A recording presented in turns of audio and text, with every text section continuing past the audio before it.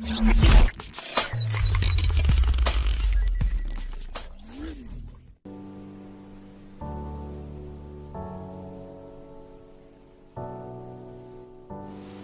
বন্ধুসকল, মই Gobinda Gohain Assam info hub YouTube চেনেললৈ আপোনালোকক পুনৰবাৰ স্বাগতম জনাইছোঁ আৰু আৰম্ভ কৰিবলৈ লৈছোঁ আজিৰ ভিডিঅ'টি। আজিৰ টপিকছ হ'ল জেঠীৰ ফলাফল। বন্ধুসকল, বহুতে মোক কমেণ্ট কৰি জনায় যে জেঠীৰ ফলাফলৰ ওপৰত এটা ভিডিঅ' বনাওঁ।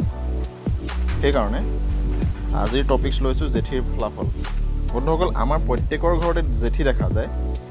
এই জেঠী কেতিয়াবা যদি মানুহৰ শৰীৰত পৰে তেন্তে ইয়াৰ ফলবোৰ কেনেধৰণৰ হয়, ভাল হয়, বেয়া হয়, কি হয়, আজি ইয়াৰ বিষয়ে আলোচনা কৰিম। চ' আহক আজিৰ ভিডিঅ'টো আৰম্ভ কৰোঁ। যদি জেঠী ভৰিত পৰে তেতিয়া দেশ ভ্ৰমণ কৰিব পাৰে, অৰ্থাৎ দেশ ভ্ৰমণৰ যোগ আহে। যদি ভৰিৰ তলৰ পৰা ওপৰলৈ উঠি আহে তেনেহ'লে বিভিন্ন অমংগলৰ সূচনা হয়, অৰ্থাৎ এই অতি বেয়া দিশ সূচায়। ভৰিৰ পতাত পৰিলে অৰ্থ ক্ষতি হয়, অৰ্থাৎ আমাৰ টকা পইচা হানি হ'ব পাৰে, অৰ্থ ক্ষতি হয়।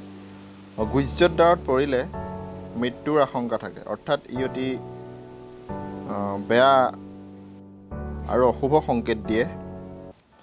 আৰু যদি কঁকালত পৰে তেতিয়াহ'লে নতুন কাপোৰ পোৱা যায় বুলি ধৰা হয়। আৰু যদি জেঠী পিঠিত পৰে তেনেহ'লে মাটি বাৰী লাভ হয়। জেঠী বুকুত পৰিলে প্ৰেম প্ৰীতি মৰম পোৱা যায়। জেঠী কেতিয়াবা যদি হাতত পৰে তেতিয়াহ'লে অৰ্থৰ লাভ হয়, অৰ্থাৎ ধন টকা পইচা লাভৰ যোগ আহে। যদি জেঠী বাওঁ বা সোঁ বাহুত পৰে তেনেহ'লে মানসিক সুখ লাভ হয়। জেঠী ডিঙিত পৰিলে টকা পোৱাৰ সম্ভাৱনা থাকে। জেঠী যদি মুখত পৰে তেনেহ'লে মিঠাজাতীয় দ্ৰব্য খাবলৈ পোৱা যায়। নাকত পৰিলে সুগন্ধি দ্ৰব্য পোৱাৰ সম্ভাৱনা থাকে। জেঠী চকুত পৰিলে প্ৰিয়জনৰ লগত দেখা হয়। কাণত পৰিলে গহনা পোৱা যায়। আৰু যদি মূৰত পৰে তেনেহ'লে ৰাজ্য লাভ, অৰ্থাৎ প্ৰচুৰ সম্পত্তি পোৱাৰ যোগ দেখা পোৱা যায়।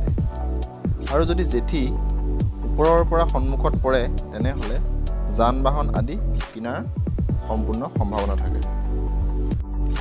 বন্ধুসকল, আজিৰ ভিডিঅ'টো ইমানেই।